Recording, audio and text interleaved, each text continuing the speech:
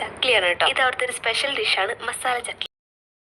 എന്നാൽ പിന്നെ നമുക്കും ട്രൈ ചെയ്യാലേ. കോഴിക്കോടിൻ്റെ സ്പെഷ്യൽ സാധനം നമ്മൾ ഉണ്ടാക്കാൻ പോവാം.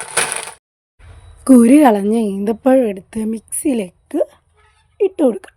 ഇനി അതിലേക്ക് നമുക്ക് കുറച്ച് മുളക് പൊടിയും ഉപ്പും കൂടി ചേർത്ത് കൊടുക്കാം. ഇനി അല്പം വെള്ളവും കൂടി ചേർത്ത് നന്നായിട്ടൊന്ന് ബ്ലെൻഡ് ചെയ്തെടുക്കാം. ബ്ലെൻഡ് ചെയ്യാന്ന് പറയുമ്പോൾ അധികം ലൂസ് ആക്കരുത് കേട്ടോ, ഒരു ചെറിയ തിക്നെസ് ആവാം.